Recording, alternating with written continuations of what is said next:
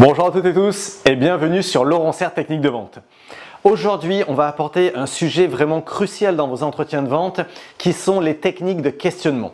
Alors les techniques de questionnement, ça va permettre de faire parler vos prospects comme jamais auparavant. Donc ils vont beaucoup parler et surtout de choses intéressantes. Et en plus ils vont parler, plus ils vont se convaincre eux-mêmes. Donc si vous voulez créer des relations solides avec vos clients, vous restez bien avec moi jusqu'à la fin de la vidéo et on va y travailler d'arrache-pied. La première technique que je vais vous proposer, elle est issue du grand philosophe Socrate et c'est la maïeutique socratique. Alors ça fait un petit peu savant ou je ne sais quoi comme ça, mais en fait vous allez voir que c'est quelque chose qu'on utilise tous les jours et en questionnement de vente, il y a beaucoup de commerciaux qui comprennent instinctivement l'intérêt de la maïeutique. En fait la maïeutique c'est quand vous allez faire accoucher. Maïeutique c'est vraiment faire accoucher. Donc un maïeuticien d'ailleurs, c'est quelqu'un qui aide à l'accouchement. Et là, quand vous allez avancer dans votre découverte avec un client, vous allez vous rendre compte qu'il y a pas mal de clients qui vous donnent des idées. Et à un moment, vous arrivez, vous dites, mais attends, il lui faut absolument ça. Là, vous proposez et vous déclenchez ce qu'on appelle le biais de réactance. Le biais de réactance, il est terrible pour les commerciaux. C'est, vous avez quelqu'un en face de vous qui est très enthousiaste à vous proposer quelque chose. Et bien vous, biais de réactance, vous dites, ah non. Vous rentrez en super forme, vous allez voir votre conjoint en disant ouais, ce soir je t'invite ciné, resto et tout ça. Non, je préfère rester. Ok, ça n'a pas trop de sens parce que c'est pas un gros effort ainsi de suite, mais le sens c'est que vous avez imposé. Et bien dans l'entretien c'est pareil. Si à un moment dans votre découverte vous dites ah j'ai l'idée géniale pour vous, ça ne marche pas. Donc vous allez poser des questions pour que la personne ait cette idée à votre place. Si par exemple, moi dans mon cas, j'ai l'idée qu'un directeur commercial a besoin déjà, avant même d'être formé, de faire un plan de vente. Parce que en fait, il n'y a rien qui est fait, tout est instinctif, on va dire. Et là, je vais pas dire il a besoin d'un plan de vente.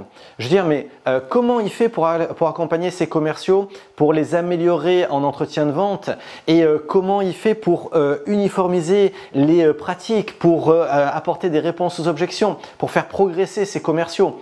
Et en fait, à chaque fois, les gens butent. Et souvent, vous en avez qui vont vous dire ouais, ce serait peut-être pas mal qu'on formalise tout ça, qu'on mette ça bien en place. Ah ben merci, bravo. Et puis vous en avez d'autres qui vont vous dire, mais parce qu'ils savent ce que vous faites, et ils vont vous dire tout simplement, mais vous feriez comment? Et là, vous voyez, c'est plus dur. On a inversé la situation. C'est-à-dire que c'est plus nous qui proposons, c'est eux qui demandent. Donc le biais de réactance, on n'y est plus du tout exposé. Alors, après la maïeutique, moi je vais vous proposer de parler de questionnement progressif. Le questionnement progressif, là tout est dans le titre, c'est-à-dire que vous allez aller de questions pas trop engageantes, assez générales, à des questions de plus en plus précises, ciblées et éventuellement problématiques. Vous voyez par exemple, je vais vous donner mon exemple parce que là c'est vraiment un exemple que j'ai régulièrement et qui est assez explicite. Et bien quand je rencontre un prospect, je connais ni d'Ève ni d'Adam, ça va être une recommandation, ça va être quelqu'un comme vous qui a regardé les vidéos et qui s'est dit allez, je contacte Laurent, je passe à l'action. Je vais commencer à poser des questions sur comment est organisée l'équipe commerciale. Qui sont les membres de l'équipe? Quelles sont les pratiques actuelles? Et quand les gens commencent à me dire ah ils sont pas très organisés, on n'est pas très organisé et qu'on sent qu'il n'y a pas trop de résultats. Donc je vais leur dire mais les résultats les uns les autres. Et puis après on va aller sur l'impact des résultats sur l'entreprise. Et je vais leur poser des questions aussi sur les prises d'acompte. Et quand j'ai posé des questions qui individuellement n'étaient pas tellement intrusives, même pas intrusives du tout, les unes derrière les autres, et bien enfin, à la fin, je vais leur demander, mais au niveau trésor, du coup, ça se passe comment? Et là, il y a un truc qui est incroyable, c'est que quand l'interaction donne lieu à ça, les gens me disent leur montant de trésorerie. Ils me disent non mais là on est tout le temps négatif ou en fait on est en négatif trois quarts du temps, on sort un petit peu la tête de l'eau de temps en temps et puis c'est en train de se dégrader. Alors que si directement j'avais demandé et niveau trésor, dès qu'il m'avait parlé des difficultés commerciales, si j'avais dit mais niveau trésor ça se passe comment? je pense que ça en aurait refroidi plus d'un. Donc les questionnements progressifs, c'est aussi extrêmement puissant. Vous voyez de suite les conséquences, mais pensez à être progressif, à faire dire les choses aux clients pour qu'ils les disent au fur et à mesure et que ça puisse sortir. Alors maintenant, on va parler d'un framework de questionnement, et puisque je vous donne toutes ces méthodes, et le framework, alors les plus anciens de la vente le connaissent sans doute, c'est le SPIN. Situation, problème, implication, need payoff. Excusez-moi pour l'accent anglais, je ne le répéterai pas. Donc là, le SPIN en fait c'est fait si vous êtes un peu débutant dans la vente et que vous n'avez pas de structure de questionnement, eh bien ça vous donne une structure qui est assez facile à suivre et qui est quand même assez efficace. Donc la situation, vous interrogez le client sur sa situation, où il en est, comment ça se passe, ainsi de suite. Les problématiques, c'est les problèmes ou les défis qu'il rencontre. Les implications, c'est les conséquences que ça entraîne.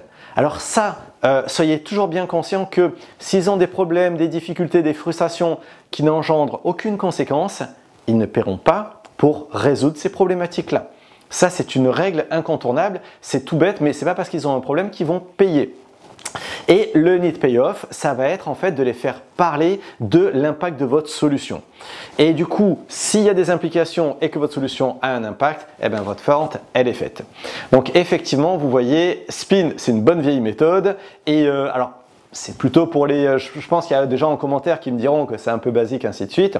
Mais quand vous êtes débutant, franchement, ça peut changer les choses. La méthode d'après, c'est le storytelling inversé. Storytelling inversé, eh bien vous allez demander tout simplement à votre client, à votre prospect en l'occurrence, comment il en est arrivé là, comment il a construit cette belle société, comment il a réussi à arriver à ce poste. Et ça s'adresse à des gens qui vont être plutôt fermés. Parce que quand vous faites du storytelling inversé, eh bien ça s'adapte vraiment quand vous êtes devant quelqu'un de fermé, vous savez, très rationnel, un petit peu dur. Et là, vous allez débloquer le côté émotionnel. Et ça, c'est hyper important. Parce que les gens qui ont l'air rationnels, durs, fermés, vous en connaissez aussi. Et vous voyez bien que quand ils sortent du bureau, souvent, ils sont plus cool, plus détendus et plus dans l'émotion. Donc, si vous êtes face à quelqu'un comme ça qui est très fermé, ça va être dur de signer. Ça va être vraiment dur parce que s'il n'y a pas d'émotion, émotion et mot verré, le mouvement, je le dis à chaque fois. Allez regarder d'ailleurs ma vidéo sur le closing, c'est très bien expliqué. Enfin, j'espère. Et s'il n'y a pas d'émotion, il n'y aura pas de signature. Donc là, quand vous êtes face à ce genre de prospect, eh bien, vous allez lui demander de faire du storytelling. Alors, vous allez voir, des fois, on n'ose pas trop au début. Et en fait, ça marche super bien. Les gens adorent parler d'eux et ça leur fait du bien. Ça permet de faire un point aussi sur leur situation. Et vous allez voir que vous allez transformer des entretiens très froids en entretiens beaucoup plus chaleureux. Alors, une autre technique, et là, cette technique en termes de nom, c'est l'apothéose du commercial. Parce que c'est la technique du funneling. Donc, on a un beau mot anglais comme on aime bien dans le commerce. Et en français, eh ben, c'est l'entonnoir, qui est aussi une caricature de l'entretien de vente. Mais enfin, ça fonctionne. Et je vais vous expliquer dans quelles conditions ça fonctionne.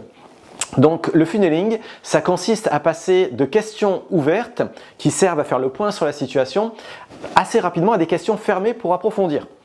Et c'est, alors je vais prendre l'exemple de quelqu'un qui vend de la peinture par exemple, puisque j'ai eu dans le passé des gens qui vendaient de la peinture. Ils voyaient entre 5 et 7 peintres par jour pour vendre la peinture. Si vous commencez à faire un entretien de 20 minutes juste pour la découverte à chaque fois, vous allez gonfler votre peintre et en plus vous allez... vous allez perdre du temps. Vous n'allez pas pouvoir faire vos 7 rendez-vous, ça ne va pas être possible. Donc là, les questions, ça va être, t'as quoi comme chantier qui arrive? Ah d'accord, c'est quel type de chantier? Ah ok, donc tu aurais plutôt besoin de ça, ça, ça, ça et ça, c'est ça, tu as besoin de quoi d'autre? Ok, et là vous voyez avec le funneling, c'est hyper efficace, vous pouvez avancer, mais ça s'adresse vraiment à des clients avec qui vous avez l'habitude de bosser et que vous connaissez bien et sur lesquels vous voulez aller très très vite. Et c'est du gagnant-gagnant parce que vous embêtez pas votre client, vous allez rapidement et c'est très efficace. Alors l'entonnoir, contrairement à ce qu'on peut entendre, quand c'est bien fait, c'est très apprécié par le client. La technique suivante, c'est l'effet miroir. Alors celle-là, elle me régale parce que c'est une que vous pouvez faire donc en vente, mais vraiment je vous invite à le faire avec vos amis, avec vos proches. L'effet miroir, en fait, c'est tout simplement quand quelqu'un vous dit « Ah en ce moment, ça va pas trop ». Et là, vous le regardez, Alors attention, il faut être empathique et il faut être honnête, sinon ça se voit et c'est mort. Et vous lui dites, ça va pas trop? Et là, la personne va continuer. Ou alors vous lui dites c'est-à-dire. Soit vous répétez les derniers mots, soit vous lui dites quelque chose comme c'est-à-dire. Et vous allez voir que les gens creusent. Et c'est là que vous allez comprendre le fond des choses et c'est là que vous allez pouvoir construire des argumentaires extrêmement solides. Au lieu de rester à la surface de ce que les gens vous disent, en ce moment on a un peu de difficultés sur notre marché. Des difficultés sur votre marché? Ok. Sinon, souvent les commerciaux restent à la surface et ils font « Ah, vous avez des difficultés, ça tombe bien parce que nous on va pouvoir vous mettre en avant, on va pouvoir vous faire gagner du temps et ainsi de suite. » Ok, vous ne savez pas de quoi ils parlent en fait. Donc le miroir, très efficace. Le dernier type de questions qu'on va aborder aujourd'hui, ce sont les questions de projection.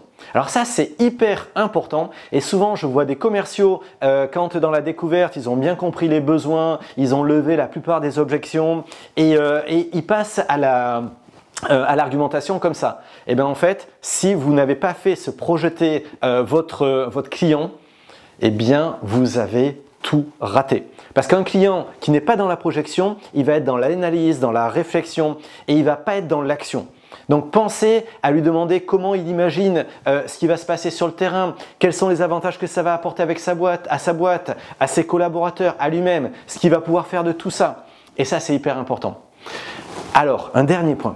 Et là, c'est plus une technique de questionnement, mais c'est la technique du silence.